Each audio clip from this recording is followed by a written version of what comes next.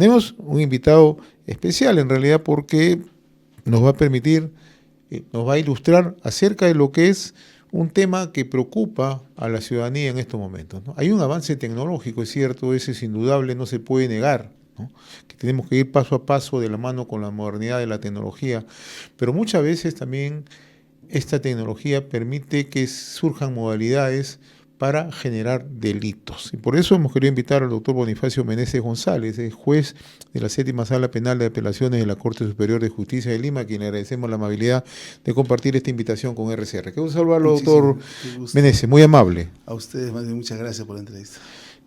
Hace unos días el Perú se sobresaltó porque se dio a conocer una información que hacker había ingresado a las operaciones cibernéticas de una entidad bancaria, el Banco Interbank, ¿no? Entonces surge nuevamente lo que se conoce como el ciberdelito. Y quisiéramos que, en primer lugar, que nos ilustre qué cosa es un ciberdelito, doctor, por favor. Bueno, estamos acostumbrados siempre a escuchar las cualidades y calidades de delito. Homicidio, robo, violación, secuestro, colusión, y ahora que nos invade siempre las noticias, digamos, por expresidentes que cometen una serie de figuras delictivas contra la administración pública. Esas figuras las hemos conocido hartamente y están vinculadas al Código Penal. Pero aparece una red que nosotros la conocemos como Internet, ¿no es cierto? Aparece el ámbito del ciberespacio y también dentro de ello empiezan a cometerse casi las mismas figuras delictivas, pero con el uso de la tecnología. La tecnología de un tiempo a esta parte que nos ayuda muchísimo para poder progresar en todas las áreas de la medicina, el derecho, la educación y todo, llega un momento a que es utilizado por los criminales. Y ese uso de la tecnología a través justamente de las redes o cualquier ámbito de la telemática fue inicialmente considerado como delito informático en su primer momento, en la acepción del Código Penal del año 91, y en la actualidad ya entra a tallar lo que se llama el ciberdelito, la ciberdelincuencia. O sea, partiendo de lo que implica el uso de la tecnología para cometer diversas conductas delictivas. ¿Ha aumentado estos ciberdelitos en nuestro país? Ostensiblemente. ¿Qué es lo que sucede? Y no me canso de reclamar. Tenemos una policía de alta tecnología, la Divindad. Tenemos una fiscalía justamente ha sido creada con buen criterio, los ciberfiscales, la ciberdelincuencia. Pero no tenemos un solo juez que conozca en los temas estos que superan las 30.000 denuncias, que eso es lo que se denuncia. Pero podemos tener un rango mayor a eso en que no se denuncia. O sea, yo voy al banco, le digo, mire, me han sustraído dinero de mi tarjeta. Sí, pero ¿usted por qué colocó su clave? Y aparentemente el banco empieza a pelotearte en ese término. Y nos ha pasado, y me ha pasado a mí, y yo digo, ¿pero por qué tengo que estar soportando esto hasta el punto que la gente se cansa? O lamentablemente cierra su cuenta, o cambia de clave, o sabe muy bien que todo es la impunidad total, porque en la comisaría no hay ni siquiera personas especialistas en cada comisaría sobre estos delitos que están en aumento. Diariamente tenemos denuncias de personas que les sustrajeron su información, que a través de su celular pidieron préstamo, los fraudes informáticos, la usurpación de identidad, y todo eso va incrementándose. Usted señalaba algo muy puntual, doctor Meneses, que se han creado instituciones, se han creado incluso áreas que investigan los delitos informáticos. Pero en el caso de la judicatura, ¿por qué no se tiene? Nosotros siempre hacemos una invocación. ¿Quién es el llamado, el órgano adecuado, en la que tuve el honor también de ser magistrado ahí, el Consejo Ejecutivo del Poder Judicial, debería tener un informe de lo que se llama la unidad o el equipo técnico de implementación del Código Procesal Penal y derivar para que se disponga la creación de una especialidad. Hay jóvenes jueces, que ellos ya son millennials, son gente que han nacido con el celular, ¿no es cierto? Sí. Que están muy bien enterados cómo son el manejo de la computadora, que podrían muy bien encargarse de estos temas que son tan delicados. Nosotros que en su momento no hemos tenido la oportunidad de poder conocer enteramente el manejo de las computadoras, pero ahora sí, esos jueces deberían que... ¿Y por qué le digo esto? Por ejemplo, a veces se dispone un juez cualquiera, con todo respeto, no digo juez cualquiera, sino o cualquier juez, que dispone un allanamiento. Hace poco, digamos, hemos visto, allanan la Federación Peruana de Fútbol. Un juez establece los criterios de allanamiento. horarios, pautas, nombres, lugares, etcétera. Pero ¿qué pasa cuando necesitamos el allanamiento de una plataforma digital? No hay ningún juez que conozca un software, ¿no? Un software, pero por ejemplo una plataforma del uso indiscriminado que hay de las criptomonedas, que es el paraíso del lavado de activos. Entonces, ¿qué juez va a conocer el desahogo procesal, desahogo probatorio de la prueba electrónica, la prueba telemática, lo que debería hacer la policía, esos rastreos, patrullajes cibernéticos? Debe enterarse de la dark web, la red oscura. Entonces, esas cosas lamentablemente debe conocer un juez, que ahí tengamos la respuesta. El ciudadano está desprotegido absolutamente. Ahora, hay países que ya han creado. Sí, por supuesto, hay jueces en los cuales, no podemos decir ciberjueces, pero en sí que están debidamente capacitados. El Consejo de Europa y la Unión Europea ha tenido a bien capacitarnos a nosotros, ha invertido mucho. El proyecto es Glaze y más, en la que hemos estado jueces y fiscales, y se llama Jueces o Magistrados de Formador de Formadores de Cibercrimen.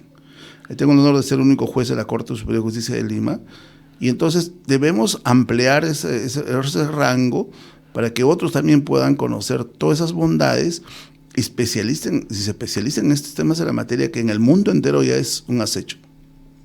Ahora, ¿hasta cuántos años pueden ser las penas por los ciberdelitos, doctor? ¿Y lo que pasa es que hay diversas diversas modalidades. Por ejemplo, lo que siempre ya es parte de nuestro diálogo cotidiano, y en muchos medios de comunicación hablan del phishing. Entonces, ¿qué cosa es aquella versión de phishing? Es como salir a pescar. Resulta de que viene un correo o un mensaje en nuestro WhatsApp, pero regularmente en los correos nos dicen: señor, hay un movimiento extraño en su cuenta de ahorros. Entonces nosotros decimos, pero qué raro, nos asustamos. Claro. Entonces ese mismo correo nos dice: ingrese a tal link. Al ingresar ese link ya perdimos, porque de pronto tenemos que hacer una ruta, ingresar nuestros nombres, nuestros datos, y hay que reconfirmar: señor, le aconsejamos cambiar su contraseña, pero ese no es el banco. Ese es un delincuente que ha visto la forma de colocar, por ejemplo, si es un banco cualquiera, podemos decir interbank.com.pe puede ser, pero si colocan una mayúscula que no la percibimos, o un punto o una coma en lugar del punto, y creemos con el enfoque de su logo, y creemos que estamos dando la información, pero el delincuente se lleva. Es una modalidad la más sencilla, digamos, esa del fraude informático. La usurpación de identidad, que saben todos nuestros datos y luego los venden o solicitan préstamos, etcétera. La encriptación de información. Pónganse en el caso, como sucedió en el banco, llega un gusano, un virus, se llama el malware, pues ese es mal de malicioso, ware de soporte informático, ¿no es cierto?, como un software, pero el malware, y entonces esto da lugar a que este gusano se introduzca y no tengamos acceso, no podamos ingresar tecleando, mandando nuestra clave, no hay forma, ellos ya tienen la información. Ahora, ¿qué ocurre, doctor, cuando estas modalidades ya van dirigidas a entidades financieras grandes, ¿no?, como lo que hemos visto recientemente en nuestro país, donde se tiene acceso a una data, no sabemos si se ha logrado el acceso a claves o a otra forma de identificación? Y esto ya incluso se ha denunciado en otras partes del mundo. Claro, que ha ocurrido. Sí. ¿Tan fácil es vulnerable estos sistemas? Según lo que se ha informado, y la verdad que me preocupa, que la contraseña del banco era password. O sea, te dice, ponga su contraseña, y en lugar de colocar una contraseña que nos exigen la rigurosidad de mayúsculas, caracteres, números, minúsculas, así, pero dice que la clave del banco era password. O sea, colocabas la palabra password y ya estabas adentro del banco. Ahora, habrá que ver si eso fuese así, porque es muy delicado, en la medida de que también se nos ha informado de que es como que un delincuente ingresa al banco, ¿de acuerdo?, reduce al vigilante, al policía, a todos al piso, abran todas las bóvedas, y lo único que se llevan son DNIs, porque lo que el banco dice es que se llevaron los datos. Entonces sería ilógico de creer que un delincuente, teniendo las bóvedas llenas de dinero, no se lleve el dinero y solo se lleva los DNIs, ¿no? No resulta tan creíble. y eso le dice que se ha perdido algunos datos, pero el dinero está ahí. Pero lo que es cierto es que si en caso el banco admitiera de que se llevaba una ingente cantidad de dinero, lo que produce es un pánico financiero. Todo el mundo correría ahí a cerrar sus cuentas, ¿no? Y eso sería peligrosísimo para el banco, y entonces hay que mencionar y decir, no, esto solo es un tema de carácter de datos, ¿no?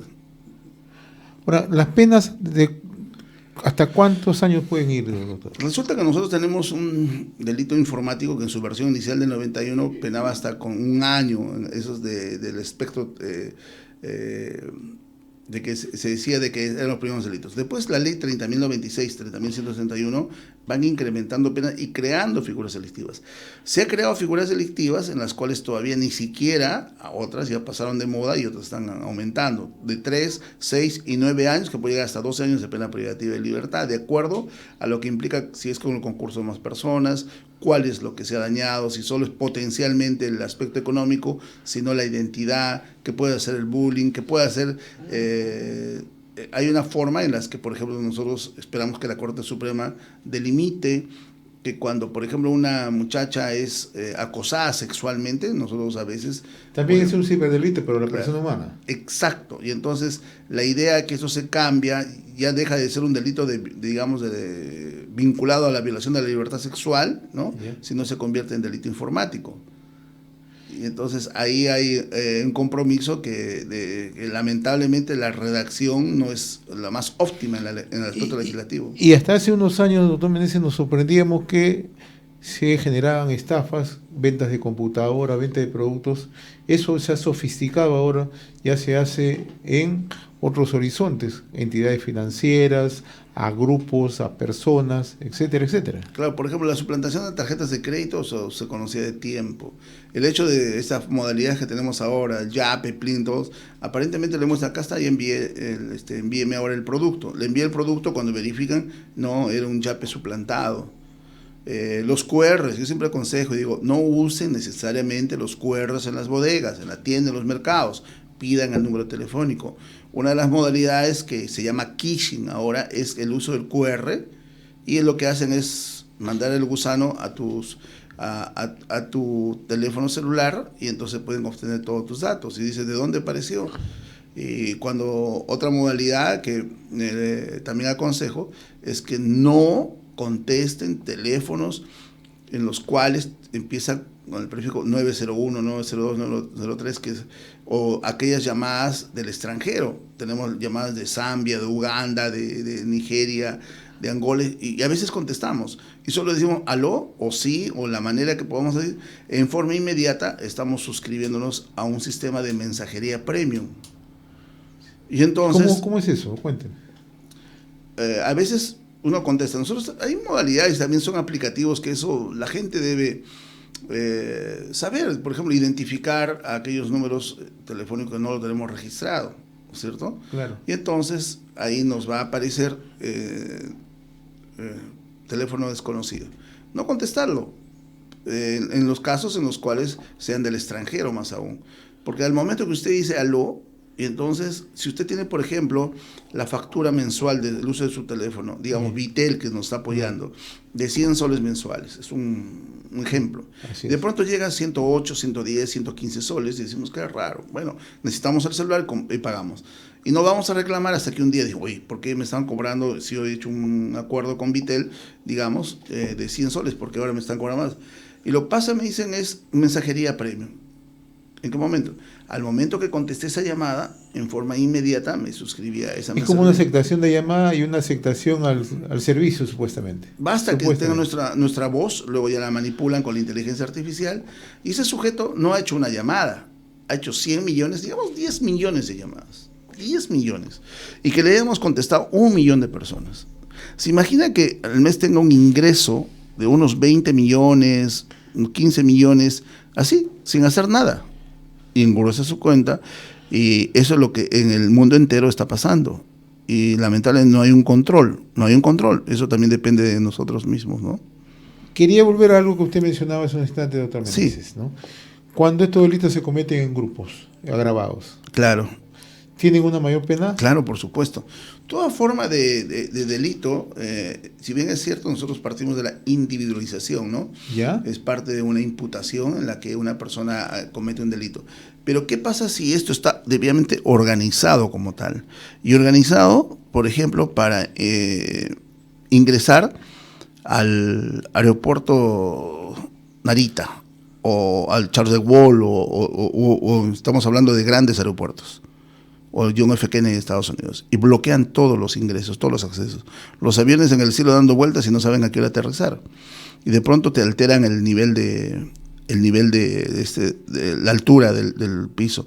No son 200 pies, sino 100 pies, y entonces empiezan a estrellarse aviones. Dios no quiera, pero eso lo hemos visto en muchas películas, lo que antes nunca pensamos que iba a ocurrir. O que ingresaron al hospital de República Checa, en Praga, y entonces bloquearon todos los accesos y el médico no sabía que si este paciente era alérgico a los AINES o a la penicilina, no sabía si amputarle la pierna izquierda o únicamente darle una aspirina, porque no sabía, está todo bloqueado y estaban en pleno trabajo operatorio, y al estar bloqueado y ya no funcionan las máquinas, y entonces eso es dantesco. No me gustaría jamás que, por ejemplo, eso pasara en el Rebagliati. Debería tener mayor control, mayor forma de tener acceso a esos virus, porque si te encriptan la información, no quisiera pensar jamás de cuáles serían las consecuencias.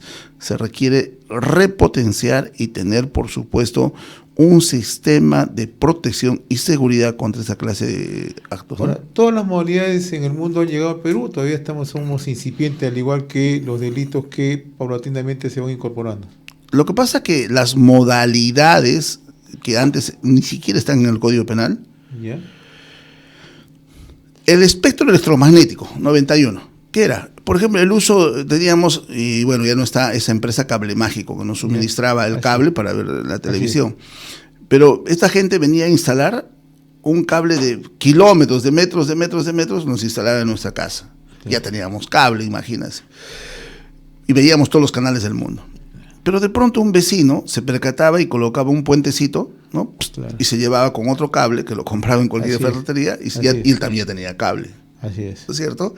Y entonces, si se percata uno, entonces el espectro electromagnético o el hurto, y entonces eso podíamos ser denunciados. Pero la pena era pues de 1 año, no pasaba nada. Nadie se imaginaba que delito informático. Es más, cuando aparece en el Código Penal, en los estudios programáticos, que vamos a hablar de delito informático, el año 91. Y en la medida que ha ido aumentando la situación de la tecnología, ahora hay una serie de figuras delictivas como la que en un momento le mencioné, que no están en el código, ni siquiera están en el convenio de Budapest, que es la base fundamental.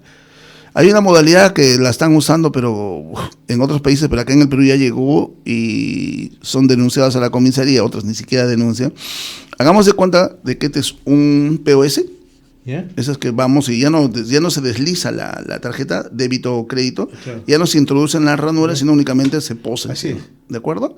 Entonces este sujeto con este POS puede poner 100 soles o 150 soles, ¿yeah? Algo que no se requiera marcar la clave.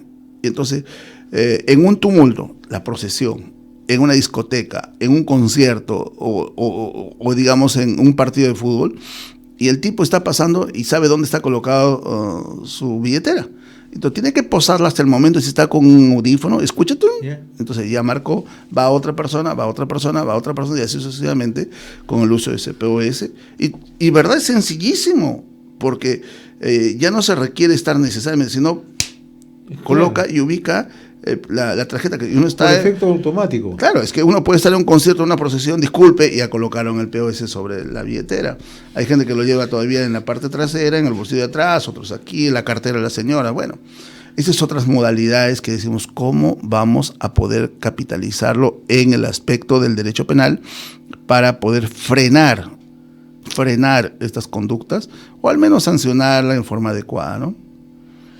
En realidad, lo que usted nos está explicando es bastante delicado, pero se necesita ponerle bastante atención, ¿no? Conforme va avanzando la tecnología. ¿El gota a gota también es un ciberdelito? Cuando lo llaman. No, el gota a gota no, cuando los llaman y los presionan. Claro. O cuando por correo, por WhatsApp empiezan a a amenazar. Ya, el uso de la tecnología respecto a eso, por ejemplo, puede ser una amenaza, una extorsión. Por ejemplo, oiga, si no me pagas, voy a volar tu farmacia. Esa figura no está necesariamente vinculada. El uso del instrumento, teléfono, WhatsApp, no va a vincular a lo que es el aspecto extorsivo. Entonces, eso no. Lo que sí puede ser materia es que directamente empiezan a hacer a través de Facebook, ingresan a través de esto y te amenazan, te muestran fotografías de las armas, te muestran, digamos, fotografías de tu familia, de tu casa, hasta del interior de tu casa, y te dicen, este es el colegio de tus hijos, ya, necesito que me pagues tal cantidad de dinero. Ahí sí. Ahora, nos están escribiendo y le hago una pregunta que me traslada un oyente. ¿Sí? Nos está siguiendo en Ayacucho, ¿no? Dice, ¿qué pasa si él tiene un problema con una entidad bancaria? Él no ha hecho ninguna operación, no ha hecho ningún movimiento, pero por lo que ha sucedido, te han podido haber sustraído algo de su dinero. ¿El banco qué puede aducir? ¿No? Tú hiciste ese movimiento. ¿Cuál es la justificación que tiene el usuario? Lo primero que nosotros tenemos como soporte de los bancos, a la Superintendencia de Bancos y Seguros, tiene un nivel muy adecuado de protección y monitoreo. El Ministerio de Justicia también tiene un cápite de sus dependencias. Indecopi también tiene. Entonces, cuando esto ocurre, tenemos que agotar esa vía. Oye, banco, yo tenía mi cuenta acá está mi estado anterior, que tenía, digamos, 2.000 soles y aparece ahora solo 500 soles. ¿Dónde están los 1.500? Entonces, el banco se compromete. Si puede ser un error, puede haber sido una sustracción, pero tenemos un seguro. Y entonces el banco debe, en forma inmediata, devolver ese dinero siempre y cuando había sido sustraído. El hecho es que si han usado mi tarjeta o mi celular. Entonces, el banco quiere sustraerse de esa responsabilidad. Entonces, uno acude a la comisaría más cercana en provincia, en Ayacucho, dice, señora, acá tenemos una división especializada en ciberdelincuencia. Y entonces, váyase usted a Lima.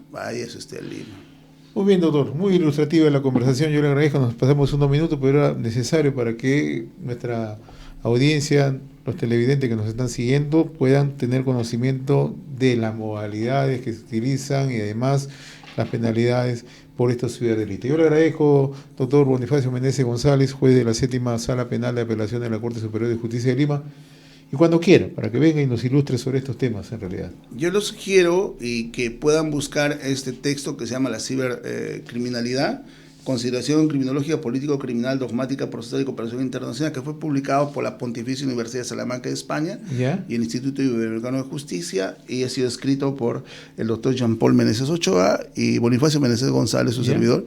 Es un libro que es impresionante en la medida que está abarcando muchos aspectos de la cibercriminalidad. Lo pueden, si en caso lo pueden, aquí creo que la universidad lo está pudiendo vender en el 944-255-788, que quizás pueden encontrar el libro ahí. Doctor, muy agradecido por habernos visitado aquí en RCR, muy gentil. Muy amable.